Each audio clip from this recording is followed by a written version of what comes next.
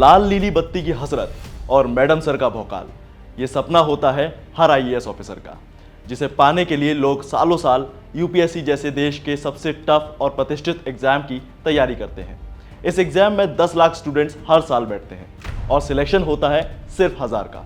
कहते हैं जब दिल में कुछ कर गुजरने का जज्बा हो तो हर मुश्किल आसान लगने लगती है, और ऐसी ही एक मुश्किल का नाम है यूपीएससी यानी यूनियन पब्लिक सर्विस कमीशन, जिसे हर साल कई होनहार स्टूडेंट्स आसान बना देते हैं। दुनिया के कई देशों में होने वाली सभी परीक्षाओं को लेकर एक सर्वे किया गया, जिसके मुताबिक ये देखा गया कि भारत में होने वाली यूपीएससी की परीक्षा सबसे कठिन परीक्षाओं में से एक है, जिसे क्रैक करने का जज्बा लेकर आते हैं कई स्टूडेंट्स। इसमें से ज़्यादातर वो होते हैं जो काफ़ी छोटे शहरों से आते हैं।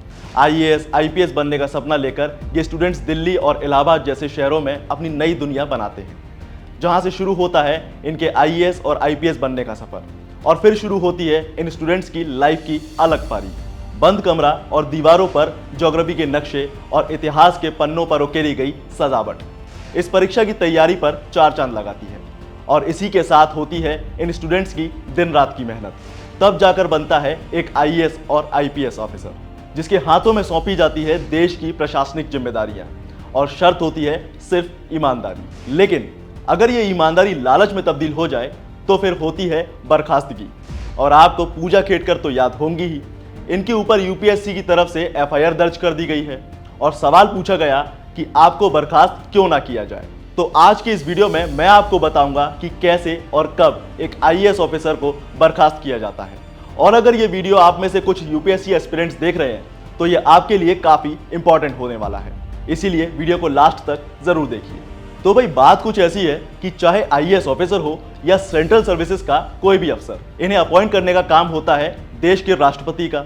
और आपने गजेटेड ऑफिसर जैसा शब्द तो कई बार सुना होगा, और हो सकता है कभी किसी डॉक्यूमेंट पर किसी गजेटेड ऑफिसर के साइन भी जरूर करवाए होंगे। असल में सरकार इनके अपॉइंटमेंट को गजट में नोटिफाई करती है, और इसीलिए ये लोग कहलाते हैं गजेटेड ऑफिसर। इसमें आईएएस, आईपीएस और आईएफएस जैसी सेवाओं के अधिकारी शामिल होते हैं, और यही वजह है कि इन्हें राष्ट्रपति के अलावा कोई भी डिसमिस नहीं कर सकता। चलिए अब आपको यह भी बता देते हैं कि किसी भी आईएएस ऑफिसर को बर्खास्त करने के लिए कॉन्स्टिट्यूशन क्या कहता है। दरअसल संविधान का आर्टिकल 311 कहता है कि कोई भी शख्स जो संघ की सिविल सेवा या अखिल भारतीय सेवा या फिर राज्य की सिविल सेवा का सदस्य होता है तो उसकी नियुक्ति करने वाली अथॉरिटी के अलावा कोई और उसे पद से नहीं हटा सकता। और अगर कोई राज्य की सिविल सेवा का अफसर है तो उसे राज्य सरकार की सिफारिश पर राज्यपाल बर्खास्त कर सकते हैं। असल में अफसरों की बर्खास्तगी या उन्हें पद से हटाने के लिए संविधान का आर्टिकल 311(2) मौजूद है, यानी ये सारा काम इसी आर्टिकल के तहत किया जाता है। दरअसल ये आर्टिकल किसी भी गवर्नमेंट एम्प्लॉय के खिलाफ डिसिप्लिन कार्रवाई की प्रोसेस को स्टार्ट करने वाले नियमों के तहत बड़ी सजा की कैटेगरी में आता है। इस पूरे प्रोसेस के तहत सबसे पहले किसी भी आईएएस ऑफिसर या सरकारी कर्मचारी पर आरोप तय किए जाते हैं। उसके बाद तैयार होता है आरोप पत्र।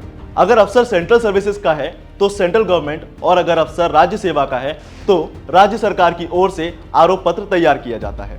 आईएएस अफसरों के खिलाफ आरोप पत्र केंद्र सरकार तैयार करती है, और इसी में किया जाता है अफसरों के खिलाफ आरोपों को लिस्ट। और आरोप तय होने के बाद अफसर को एक तारीख दी जाती है ताकि अफसर अपने ऊपर लगे आरोपों को या तो एक्सेप्ट कर ले या फिर रिजेक्ट कर दे, यानी जवाब तो उसे देना ही पड़ता है। फिर आरोप पत्र के साथ सेवा नियमों के तहत जांच भी शुरू होती है। हालांकि कुछ केसेस ऐसे भी होते हैं जिसमें जांच की जरूरत नहीं होती, और अगर किसी ऑफिसर को उसके बिहेवियर के बेस पर बर्खास्त किया जाता है या हटाया जाता है या फिर उसका पद घटा दिया जाता है जिसकी वजह से उसे आपराधिक आरोपों में दोषी ठहराया गया है, तो ऐसे में जांच की जरूरत नहीं होती, यानी केस शीशे की तरह साफ होता है। और अगर किसी अफसर को पद से हटाने या फिर डिमोट करने से पहले कॉम्पिटेंट अथॉरिटी को लगता है कि ऐसी जांच करना ग्राउंडलेस रूप से प्रैक्टिकल नहीं है, या फिर राष्ट्रपति या राज्यपाल को यह लगता है कि राज्य की सुरक्षा के हित में ऐसी जांच एक्यूरेट नहीं है, तो जांच नहीं की जाती।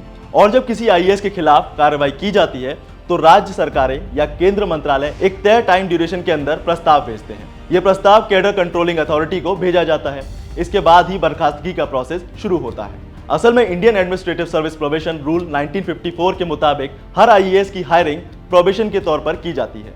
सिविल सर्विसेज की परीक्षा पास करने के बाद आईएएस कैडर पाने वाले सभी एस्पिरेंट को 2 साल के लिए प्रोबेशन पर नियुक्त किया जाता है, और केंद्र सरकार चाहे तो इसे और 2 साल बढ़ा सकती है। इस दौरान Lal Bahadur Shastri National Academy of Administration से लेकर भारत दर्शन तक की ट्रेनिंग इन्हें दी जाती है।